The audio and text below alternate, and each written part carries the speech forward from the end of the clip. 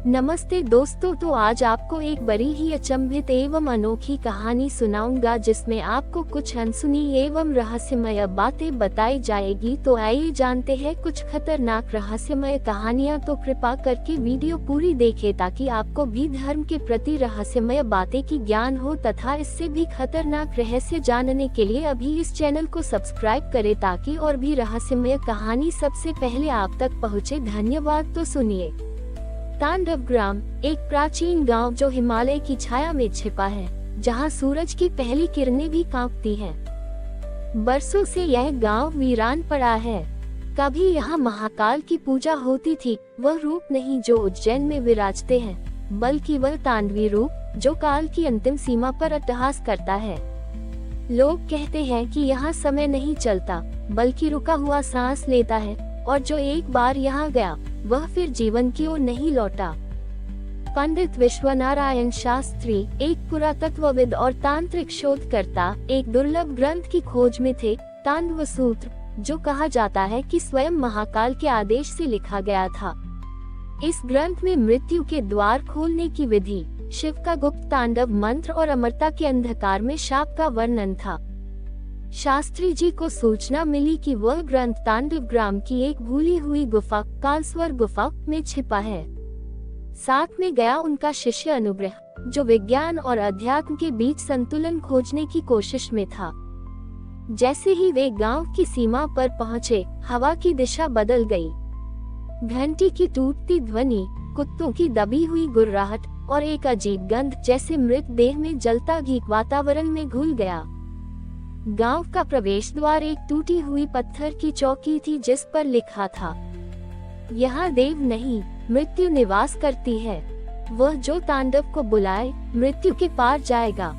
शास्त्री जी मुस्कुराए, ये वही है जहाँ मुझे पहुँचना है। रात का पहला प्रहर, गुफा के द्वार पर।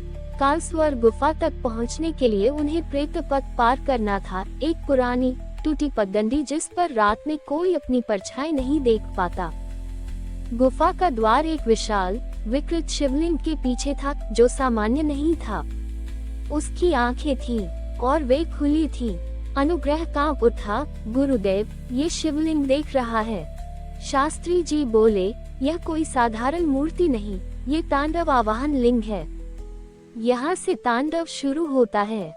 उन्होंने अपने थैले से एक लोहे की घंटी निकाली, काली, पुरानी, और उस पर अंकित था, ओम मृत्युवे नमः।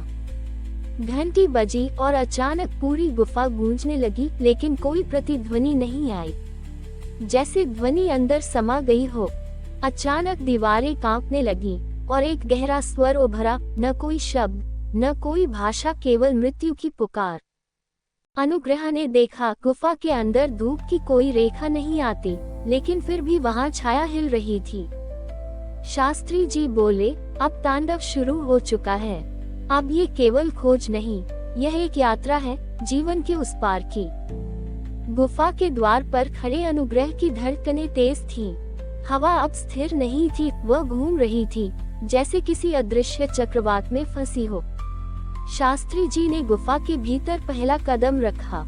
उनके हाथ में रुद्राक्ष की माला थी और गले में एक पुराना ताम्रपत्र से बना लॉकेट, जिस पर अंकित था, शिवस्य समयस्य रक्षकः मृत्युः स्वयं भवेत्। जो शिव के समय को साधे वही मृत्यु का स्वामी बनता है।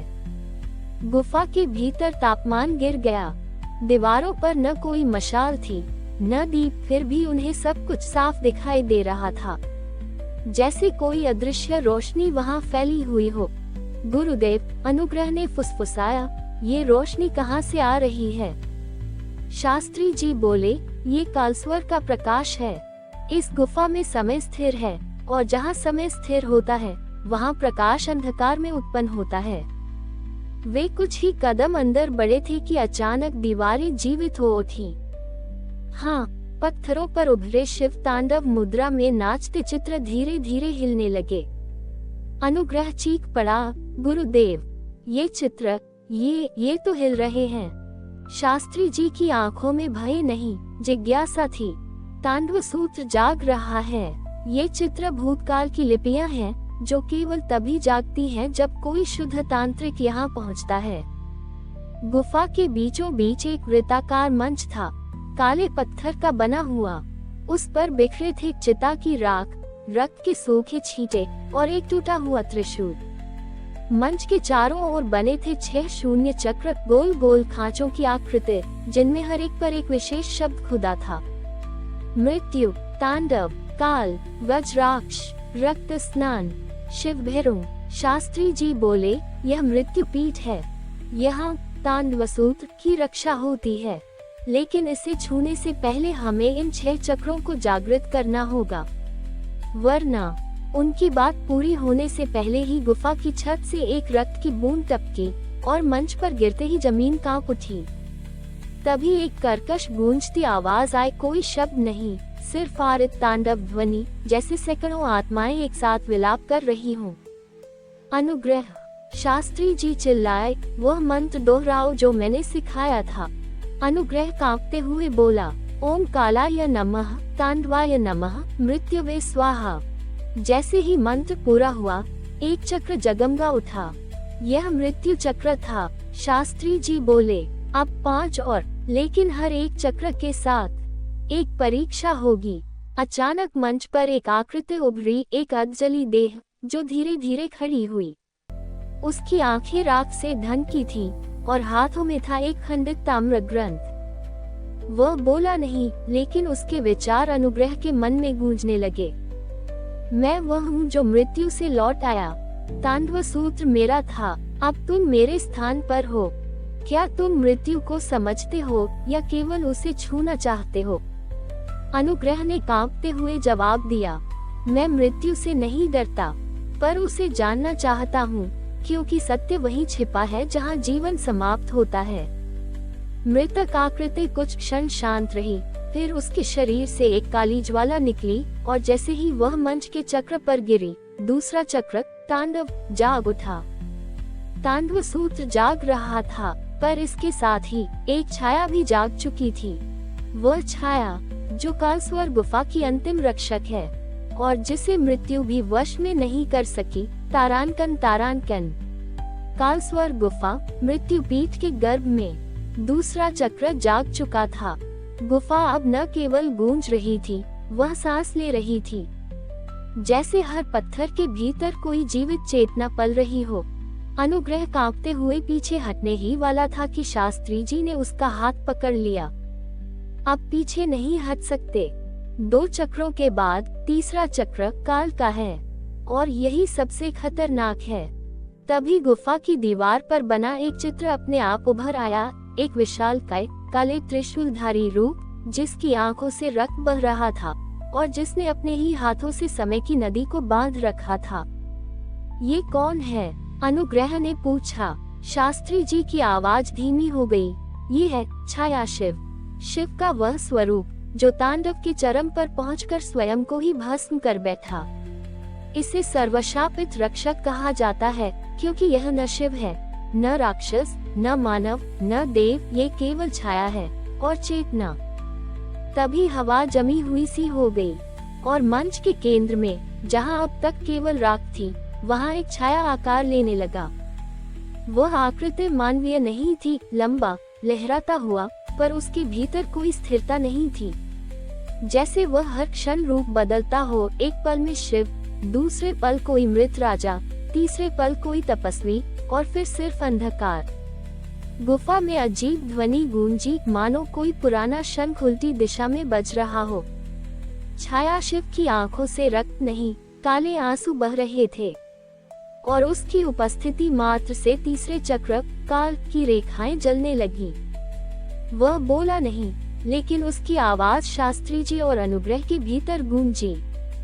तांडव सूत्र को पाने की इच्छा रखने वालों, क्या तुम काल के शून्य में उतरने को तैयार हो? क्या तुम वह समय झेल सकते हो जहां एक पल में एक युग बीत जाता है? शास्त्री जी ने आगे बढ़कर कहा, हे छाया, हम सत्य की खोज में हैं, न अमरता चाहते हैं, न बल, केवल वह सूत्र जो मृत्यु की गहराई में छिपा है। छाया शिव ठिठका। उसने धीरे से त्रिशूल हवा में घुमाया और चारों ओर की गुफा धीरे धीरे पारदर्शी होने लगी। अब वे एक ऐसी जगह पर खड़े थे जहां काल नहीं था, न कोई समय, न दिशा। वहाँ केवल एक अग्निकुंड था और उसमें तांडव सूत्र जल रहा था। छायाशिव बोला, ये है तांडव सूत्र, जिसे केवल वही छू सकता है जिसने स्वयं को खो दिया हो। अगर तुम इसे हाथ लगाओगे और तुम में अभी स्व बचा है, तो ये तुम्हें समयहीन बना देगा। न मरोगे, न जियोगे, केवल होगे एक छाया की तरह। अनुग्रह ने पीछे देखा। शास्त्री जी अब ध्यानमग्न हो चुके थे। उनकी आंखें बंद थीं, शरीर स्थिर और मस्तक से स्वेद बह रहा था। अनुग्रह को आगे बढ़ना था, पर उसके भीतर द्वंद्व था। तभी एक मर्मांतक दृश्य उसके सामने प्रकट हुआ। उसके मृत पिता, जो वर्षों पहले एक रहस्यमयी विद्या की खोज में मरे थे, अब सामने खड़े थे। तू वही मार्ग चुन रहा है जिसमें मैंने तुझे न जाने को कहा था। अनुग्रह की आंखें दबा गईं। पिताजी, क्या आप वास्तव में हैं? वह छाया बोली, नहीं पुत्र, मैं केवल उस काल की स्मृति हूँ जिसे तू जागृत कर रहा है। तांडव सूत्र अब और स्पष्ट दिखाई देने लगा, पर तभी छायाशिव ने अपना त्रिशूल अनुग्रह की ओर बढ़ाया और बोला, अब अंतिम निर्णय। सूत्र को छूने से पहले क्या तुम अपने वर्तमान अस्तित्व को छोड़ने को तैयार हो? क्योंकि जो इस सूत्र को छूता है वह समय के पार चला जाता है। न कोई अतीत, न भविष्य, केवल तांडव की चेतना। काल शून्य क्षेत्र। छायाशिव के समक्ष अनुग्रह का हाथ कांप रहा था। उसके सामने तांडव सूत्र अग्निकुंड में धधक रहा था, पर उसमें कोई लौ नहीं थी। वह अग्नि काली थी और उसकी लपटें ध्वनि की तरह कांपती थी, जैसे कोई पुराना राग जो अब तक निषिद्ध था। छायाशिव धीरे धीरे आगे बढ़ा। उसकी परछाई अब अनुग्रह के ऊपर थी। तू अब लौट नहीं सकता बालक। ये सूत्र उस समय का प्रतीक है जो ब्रह्मा के विचारों में भी स्पष्ट नहीं। इसे छूने का अर्थ है समय से बाहर निकल जाना। शास्त्री जी ने अपनी आंखें खोली। वे अब ध्यान से नहीं, चेतना से देख रहे थे। अनुग्रह, ये तुम्हारा अंतिम निर्णय होगा। सूत्र को छूने के बाद न मैं तुम्हें पहचान पाऊंगा, न तुम स्वयं को। पर यदि तुम सफल हुए, तो तुम वही बनोगे जो काल स्वयं बनाना चाहता है। कालपुत्र। अनुग्रह ने आंखें मूंद ली। उसके कानों में अब शोर नहीं, बल्कि एक गहरा मौन गूंज रहा था। उसने हाथ बढ़ाया और जैसे ही उसकी उंगलियां तांडव सूत्र की काली अग्नि से छुई, समय फट गया। एक विकराल प्रकाश फटा, न उजला न अंधकार में एक चेतन स्फोट, जिसने न केवल अनुग्रह को बल्कि गुफा, छायाशिव, मृत्युपीठ और पूरे स्थान काल को अपनी लहर में समेट लिया। गुफा अब नहीं रही। उसके स्थान पर एक अनंत शून्य था, जहां अनगिनत कालखंड एक साथ गूंज रहे थे। कहीं पर राम का जन्म हो रहा था, कहीं पर कुरुक्षेत्र की रणभूमि में अर्जुन कांप रहा था, कहीं एक अनाम संत मृत्यु से संवाद कर रहा था, और इस सब के बीच अनुग्रह का चेतन रूप। अब उसका शरीर नहीं था, वह एक स्वर बन गया था। ओम तांडव मृत्युवे नमः। इस शून्य के केंद्र में एक विशाल नेत्र खुला, त्रिनेत्र, जिसके भीतर 3 युगों की झलक थी। अतीत, जहाँ तांडव सूत्र की उत्पत्ति हुई, वर्तमान, जहाँ अनुग्रह उसे छू रहा था, भविष्य, जहाँ वह स्वयं एक देव छाया बन जाएगा। त्रिनेत्र की आवाज आई, अनुग्रह, अब तू मानव नहीं, तू तांडव का पुत्र है। तेरे भीतर अब वह मंत्र है जो स्वयं मृत्यु को रोक सकता है, पर साथ ही तू अब जीवन के संसार का भाग नहीं रहा। एक अंतिम बार छायाशिव प्रकट हुआ। अब वह स्थिर था, स्पष्ट, शांत। उसने कहा, अब मैं मुक्त हूँ, जिसे मैंने हजारों वर्षों से छिपा रखा था। अब वह तुझ में प्रविष्ट हो चुका है। अब मेरी आवश्यकता नहीं। और वह त्रिशूल से स्वयं को छेद कर विलीन हो गया, एक काली राख में, जो धीरे धीरे अनुग्रह की चेतना में समा गई। जब विस्फोट समाप्त हुआ, शास्त्री जी ने अपनी आंखें खोली। गुफा लौट आई थी, पर अब मंच पर कोई अनुग्रह नहीं था। केवल एक नया चक्र बना था, 7वां चक्र, कालपुत्र, और उसके बीच में एक काले रुद्राक्ष से बना तांडवसूत्र, जो अब केवल अनुग्रह को पहचानता था। मृत्युपीठ, समय विरहित तीर्थ, तीरथ की हवाओं में अब वह कंपन था जो सृष्टि के आरंभ में था। शास्त्री जी अकेले गुफा के मध्य खड़े थे। उनके चारों ओर चक्र बने थे, भूत, वर्तमान और भविष्य के प्रतीक पर अब 7वां चक्र, जो पूर्व में रिक्त था, उसमें एक नई आकृति उभर आई थी। वह था कालपुत्र। अनुग्रह अब अनुग्रह नहीं रहा था। वह एक छाया नहीं, एक समष्टि चेतना बन चुका था। अचानक गुफा की हवा भारी होने लगी। दीवारों पर संस्कृत में जली हुई रेखाएं उभरने लगी, जैसे समय स्वयं कुछ लिख रहा हो। वहाँ लिखा था, कालपुत्र उत्पन्न हुआ। मृत्यु अब मौन नहीं, एक द्वार जो बंद था अनादिकाल से अब खुलेगा। गुफा की सबसे गहन दीवार पर, जो अब तक एक साधारण शिला लगती थी, अचानक धड़कन जैसी तरंगे दिखने लगी। वह दीवार नहीं थी, वह एक प्रवेश द्वार था, जिसे मृत्यु का द्वार कहा जाता था, जहाँ से केवल एक ही बार कोई प्रवेश कर सकता है, और वह या तो देव बनता है या भस्म। छाया शिव ने उसे कभी नहीं खोला, पर अब कालपुत्र सामने खड़ा था, एक नई सत्ता। उसका शरीर नहीं था, वह प्रकाश और छाया का सम्मिश्रण था। उसके माथे पर काले भस्म से बना त्रिशूल उभरा था, और उसकी हथेली पर तांडव सूत्र स्वयं थिरक रहा था। शास्त्री जी ने कांपते हुए कहा, अनुग्रह। उसने धीरे से उत्तर दिया, अनुग्रह अब नहीं, मैं हूँ कालव्रत, काल का व्रतधारी। मैं वह हूँ जिसे मृत्यु ने छुआ है और उसने छोड़ा नहीं। कालपुत्र ने तांडव सूत्र को उठाया और धीरे धीरे उसे उस शिला की ओर बढ़ाया। शिला कांपने लगी, शब्द नहीं निकले, केवल तांडव ध्वनि गूंजी, जैसे शिव ने एक बार फिर डमरू उठाया हो। और फिर शिला फटी। उसके भीतर से अंधकार नहीं, बल्कि श्वेत प्रकाश की एक नदी निकली, एक विराट मार्ग जो किसी लोक में नहीं जाता था, बल्कि मृत्यु के पार। शास्त्री जी ने कांपते हुए पूछा, ये कौन सा मार्ग है? कालपुत्र ने उत्तर दिया, ये है अगोचर पथ, जहाँ मृत्यु के देवता न केवल विचरण करते हैं, बल्कि समय के निर्णय लेते हैं। यही वह स्थान है जहाँ मृत्यु का अर्थ पुनर्जन्म नहीं, बल्कि समाप्ति की स्वीकृति है। द्वार खुलते ही तीरथ के अन्य शिलाखंड भी जागने लगे।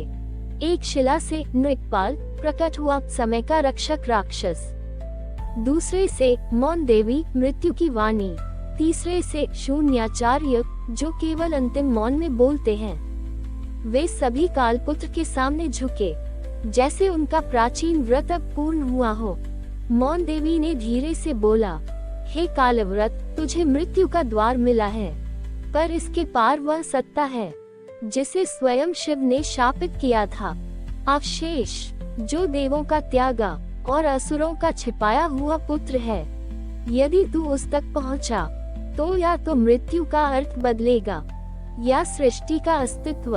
अगोचर पथ, मृत्यु के परे की धरा। कालपुत्र, जिसे अब कोई अनुग्रह नहीं कहता, मृत्यु के द्वार से भीतर प्रवेश कर चुका था। ये वह मार्ग था जो न समय में था, न स्थान में। ये शब्दातीत था, एक मौन नदी थी जो स्वयं चेतना को बहा ले जाती थी। कालपुत्र के चारों ओर कोई रंग नहीं था, न अंधकार न प्रकाश। ये वह शून्य था जहाँ ब्रह्मा ने कभी सृष्टि का विचार किया था।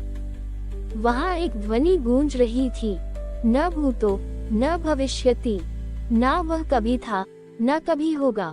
हर कदम के साथ तांडव सूत्र और भारी होता गया।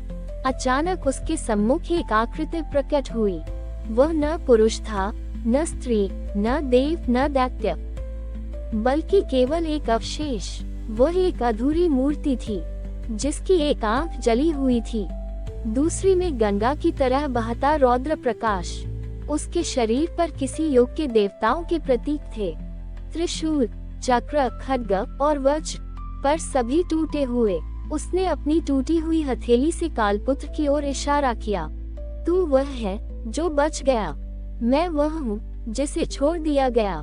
मैं हूँ अवशेष, देवों के पापों का निष्कासन, शिव की तंद्रा से जन्मा और विष्णु की दृष्टि से छुपा। कालपुत्र, मैं मृत्यु का रक्षक हूँ। मुझे तांडव सूत्र मिला है, शिव की अंतिम ध्वनि। मैं जानना चाहता हूँ, क्या तू वह है जिससे स्वयं शिव भी भयभीत थे? अवशेष हंसते हुए, भय? शिव ने मुझसे भय नहीं किया, उन्होंने मुझसे मुंह मोड़ा, क्योंकि मैं वह प्रश्न हूँ जिसका उत्तर स्वयं समय नहीं दे सका। कालपुत्र, तो तू क्या चाहता है?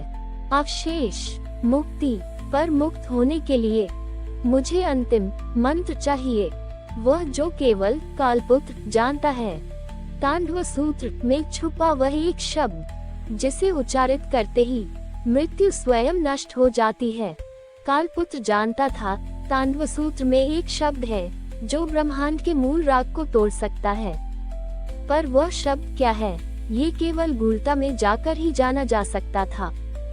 अवशेष ने एक चुनौती दी, यदि तू मुझे वह मंत्र न दे सका तो मैं तुझे निगल जाऊंगा और फिर मृत्यु की सत्ता मेरे भीतर विलीन हो जाएगी।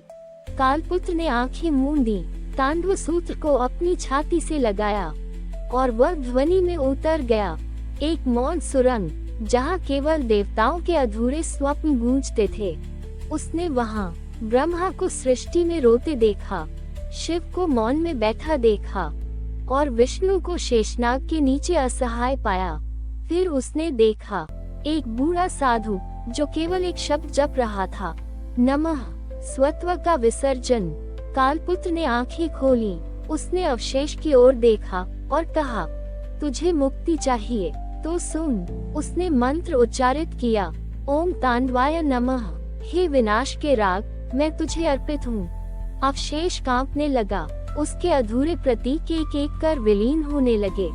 उसकी टूटी हुई मूर्ति, उसका भय, उसकी भूख, सब एक मौन में समा गया। अवशेष अंत में बोला, मैं गया, पर तेरे भीतर अब अविनाश की छाया शेष रहेगी। अब तू केवल कालपुत्र नहीं, तू है मृत्यु का द्वारपाल। और वह अंतिम चमक के साथ विलीन हो गया। ब्रह्मलोक विचारों का जन्मस्थल। अवशेष की मुक्ति के बाद मृत्यु का संतुलन डगमगाने लगा। वर्षों, युगों से मौन धारण किए ब्रह्मा ने अपनी आंखें खोली। उनके कमंडल से शून्य वाणी की पहली बूंद टपकी। वह वाणी नहीं, एक चेतावनी थी, एक ऐसा शब्द जो उच्चारित नहीं होता बल्कि अनुभूत होता है। त्रिदेवों के मध्य एक चक्र फूटा, न ताम्र, न रजत, न स्वर्ण, बल्कि शून्य धातु से बना। ब्रह्मा, विष्णु और शिव एक अज्ञात सभा में एकत्र हुए। ये सभा किसी वेद में वर्णित नहीं, ये काल सभा थी जो केवल तब खुलती है जब मृत्यु स्वयं निर्णय करने लगती है। ब्रह्मा बोले, कालपुत्र ने मृत्यु के पार जाकर अवशेष को मुक्त किया है। अब वह मात्र रक्षक नहीं, वह द्वारपाल है। विष्णु चिंतित थे, जब कोई द्वारपाल बनता है वह नियम बनाता नहीं, तोड़ता भी है। क्या वह सृष्टि के प्रवाह को थाम लेगा? शिव अब भी मौन थे, पर उनकी तीसरी आंख जल रही थी। उधर कालपुत्र मृत्यु के द्वार पर बैठा तांडव सूत्र को एक नया रूप दे रहा था। उसने उसके राग को बदला। अब वह केवल विनाश का नहीं, पुनर्निर्माण का राग बन गया। उसने मृत आत्माओं से कहा, अब मृत्यु का अर्थ केवल अंत नहीं, अब मृत्यु विकल्प है। जो पूर्ण है वह लौटेगा, जो अधूरा है वह भटकेगा। शिव ने अंततः अपना मौन तोड़ा, पर उन्होंने कुछ कहा नहीं, बल्कि आकाश में शून्य वाणी छोड़ी। ये वाणी नहीं थी, यह एक सत्ता थी जो विचार बन सकती थी, जो रूप ले सकती थी। वह एक कन्या के रूप में उतरी, वर्णहीन, ध्वनिहीन, नामहीन, पर उसका अस्तित्व ऐसा था कि स्वयं समय रुक जाए। उसे देवों ने नाम दिया श्रुति शून्य, वह जो सुनी नहीं जा सकती। श्रुति शून्य मृत्यु पीठ पहुंची। कालपुत्र ने जैसे ही उसकी ओर देखा, तांडव सूत्र की सारी रागनियां खामोश हो गईं। श्रुति शून्य ने कोई शब्द नहीं कहा, पर कालपुत्र के भीतर एक प्रलय गूंज गया। उसे एक दर्शन हुआ, अंत की अंतिम सीमा, जहाँ स्वयं त्रिदेव भी नहीं पहुँच सकते। वहाँ लिखा था, जब श्रुति मौन हो जाए और मृत्यु जीवित हो उठे, तब एक नया युग आरंभ होगा। नव प्रलय, श्रुति शून्य ने कालपुत्र के सामने हाथ फैलाया। उसके हाथ में एक बीज था, शून्य बीज जिसमें न नाम था, न धर्म, न काल। श्रुति शून्य मौन में, ये बीज तुझे देना है, मृत्यु के आगे बढ़े हुए देवता को, जो पुनर्जन्म नहीं चाहता बल्कि शाश्वत शांति की भी परवाह नहीं करता। कालपुत्र ने बीज लिया और उसकी आंखों में पहली बार एक आंसू की रेखा उभरी। कालपुत्र ने जब शून्य बीज ऋणदेव को सौंपा तो कालिंदी एक क्षण को स्थिर हो गई। समय की लहरें थम गईं और ब्रह्मांड में एक कंपन हुआ। ऋणदेव बोला, पहली बार हजारों युगों बाद मृत्यु अब सीमित नहीं रही। जब तुम मृत्यु को नियम नहीं चयन बना चुके हो, तब मुझे लौटना होगा और एक ऐसा द्वार खोलना होगा जहाँ त्रिदेव भी झांकने से डरते हैं। तांडव तीर्थ का मूल द्वार। श्रुति शून्य, ऋणदेव और कालपुत्र तीनों एक साथ पहुँचे उस स्थान पर जहाँ केवल मौन था, न दीप, न मंत्र, न देव मूर्ति, केवल एक अंधवृत्ताकार द्वार जो काल, कर्म और श्वास तीनों से बाहर था। ऋणदेव ने शून्य बीज वहां रोपित किया। श्रुति शून्य ने अपनी मौन दृष्टि से उसे सींचा और कालपुत्र ने तांडव सूत्र के अंतिम स्वर को छेड़ा। पर यह विनाश का तांडव नहीं था, यह मौन तांडव था, जहां हृदयों के भीतर छुपी मृत्यु की स्वीकृति जाग उठी। और वहीं मृत्यु ने पहली बार जीवन को गले लगाया। तांडव तीर्थ के द्वार से अब कोई बाहर नहीं आया, क्योंकि जो भीतर गया वह स्वयं को पा गया। और कालपुत्र, वह अब कोई रक्षक नहीं रहा, न कोई द्वारपाल, वह स्वयं एक तीर्थ बन गया। मृत्यु का तीर्थ, जहां आत्माएं आती थीं, न मोक्ष मांगने, न जीवन, बल्कि केवल समर्पण। जब मृत्यु एक विकल्प बन जाए, तब जीवन पहली बार पूरा होता है। और जब मौन बोलने लगे, तभी ब्रह्मांड सुनना शुरू करता है। हमारी और भी आध्यात्मिक एवं अनोखी कहानियाँ देखने के लिए हमारे चैनल पर जाएं तथा धार्मिक एवं पौराणिक और भी रोचक भरी कहानियाँ हमारे चैनल पर है। कृपया जाके देखें तथा हमारे चैनल को सब्सक्राइब करके रखें तथा वीडियो अच्छा लगे तो लाइक जरूर करें। धन्यवाद।